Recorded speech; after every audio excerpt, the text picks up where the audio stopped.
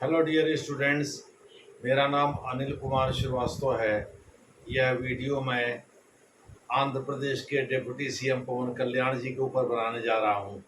आपको पता ही होगा कि वो पहले फिल्म इंडस्ट्री आंध्र प्रदेश यानी तेलुगु फिल्म इंडस्ट्री के बहुत बड़े हीरो रहे। उन्होंने 3 शादियां की हैं। दरअसल उनकी तीसरी पत्नी जो है, जो एक रशियन मॉडल हैं, जिनका नाम अन्ना लेजनेवा है, उनसे उन्होंने वर्ष 2013 में शादी किया था। उन्हीं के पुत्र हैं मार्क शंकर। मार्क शंकर साहब सिंगापुर में पढ़ते हैं। जो उनके छोटे बेटे 8 साल की उम्र होगी उनकी। एक्चुअली 2017 में ही उनका जन्म हुआ था। 2017 अक्टूबर या नवंबर में उनका जन्म हुआ था। ये 2025 है, उस हिसाब से आप 8 साल कह सकते हैं, नहीं तो 7 साल भी कह सकते हैं। वहाँ पढ़ रहे थे।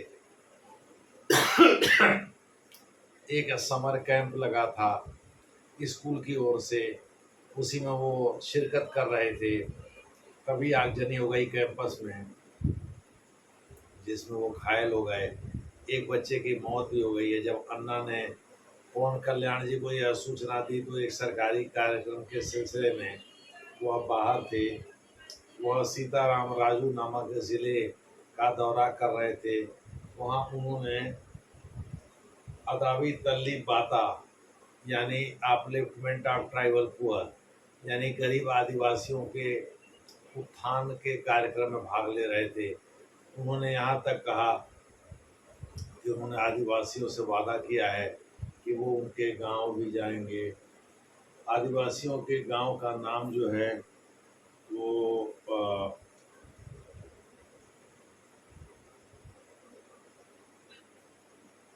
कुरीदी कुरीदी गांव का नाम है। कुरीदी गांव भी जाएंगे। लेकिन जब वो सीताराम राजू ज़िले में आदिवासियों के उत्थान के लिए एक सरकारी कार्यक्रम में हिस्सा ले रहे थे, उसी दौरान उनकी पत्नी अन्ना लेजनेवा, जैसा मैंने बताया, वो वर्ष 2013 में एक फिल्म के सेट पर इन दोनों की मुलाकात हुई। और दोनों मुलाकात में आपस में इन्होंने तय किया कि भाई ये लोग शादी करेंगे, और वर्ष 2013 में इन्होंने शादी कर भी लिया। वर्ष 2017 में इनका छोटा बेटा मार्क शंकर जन्म लिया, जो कि सिंगापुर में पढ़ता है। इनके बड़े बेटे का बर्थडे भी उसी दिन था, अकरा नाम उसका। इनकी चार औलादे हैं, जिसमें से सबसे छोटा वही मार्क शंकर है, जो सिंगापुर में पढ़ता है। तो सिंगापुर में जब वो स्कूल की ओर से जो समर कैंप लगाया गया था, उसी कैंप में शिरकत कर रहा था। उसी दौरान कैंपस में ही आग लग गई और उसी में गंभीर रूप से घायल हो गया वो।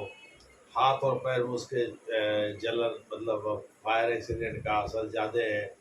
हालांकि स्मोक इनहेलेशन यानी धुएं, सांस में धुआं लेने के कारण जो है उसके उसके उसके मामले में ब्रोंकोस्कोपी चल रही है। दूसरे शब्दों में उसको बेहोश करके उसके लंग को रिपेयर किया गया है, जिससे हालांकि पवन कल्याण का मानना है धुएं की वजह से उसके ऊपर असर काफ़ी दिन रहेगा इस एक्सीडेंट का।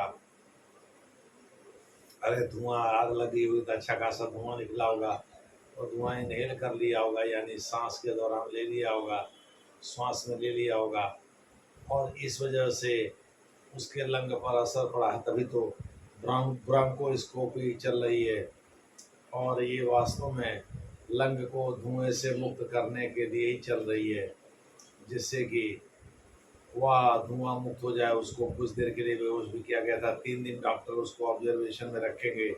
अब तो उसको इमरजेंसी वार्ड से शिफ्ट भी कर दिया गया है और उसे रख दिया गया है नॉर्मल वार्ड में।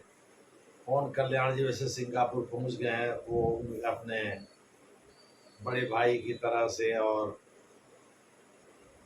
सुपरस्टार तेलुगु फिल्म के चिरंजीवी और उनकी पत्नी के साथ वो गए हैं, जिस फ्लाइट से वो सिंगापुर पहुंच गए हैं।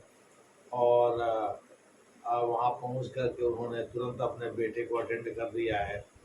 मुझे उम्मीद है कि उनका बेटा बिल्कुल ठीक ठाक होकर के बाहर आ जाएगा। इस दौरान जन सेना पार्टी, जिसके वो अध्यक्ष हैं, जिसने कई सीटें आंध्र प्रदेश विधानसभा में जीती है, एक्चुअली 21 लड़े थे, 21 पर चुनाव जीते भी।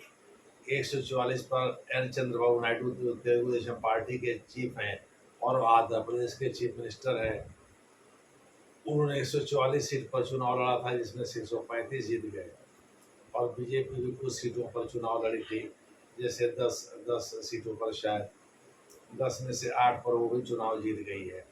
मैंने इस बार चंद्रबाबू नायडू की लहर थी वहाँ तेलुगु देशम पार्टी की, और आंध्र प्रदेश में बीजेपी इस प्रकार से एक जूनियर पार्टनर है, लेकिन एनडीए की सरकार आप कह सकते हैं।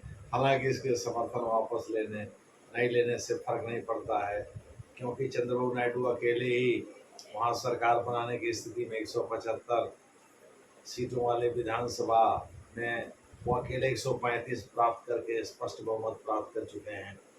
लेकिन फिर भी वो पवन कल्याण की पार्टी जनसेना, जिनके पास 21 सीटें हैं, और भारतीय जनता पार्टी जिसके पास 8 सीटें हैं, को लेकर चल रहे हैं।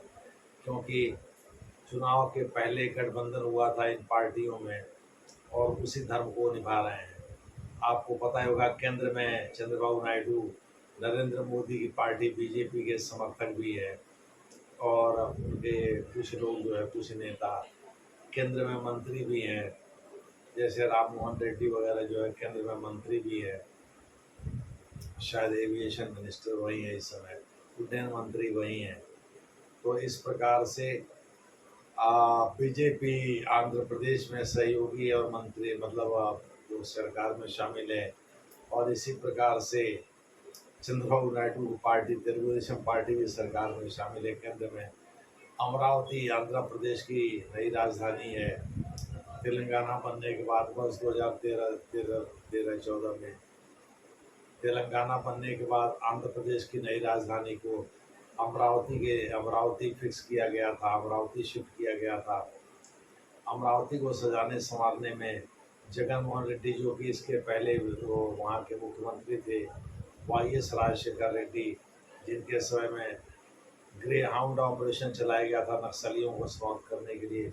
पीपल्स वार ग्रुप नक्सलियों का एक वेरिएंट जो है वहाँ भी सक्रिय था आंध्र प्रदेश में, जिसको YS राजशेखर रेड्डी ने समाप्त करने की पहल किया था। उन्हीं के लड़के जगन मोहन रेड्डी वहाँ के मुख्यमंत्री थे। उनको मात्र 11 सीटें ही मिली हैं इस बार। दूसरे शब्दों में, जगन मोहन रेड्डी इस बार मात्र 11 सीटें ही प्राप्त कर पाए हैं वहाँ आंध्र प्रदेश। फिर भी लीडर ऑफ द अपोजिशन तो है, तो जनसेना पार्टी के हो या एन चंद्रबाबू नायडू के तेलुगु देशम पार्टी के लोग हो, या एन चंद्रबाबू नायडू खुद हो, या नरेंद्र मोदी ने भी सिंगापुर के दूतावास से बात करके वहाँ के एम्बेसडर को निर्देश दिया है कि वो पवन कल्याण के बेटे की हर हाल में खातिरदारी करें और उसका ध्यान रखें, और जो भी ज़रूरत हो उसे उपलब्ध कराएं।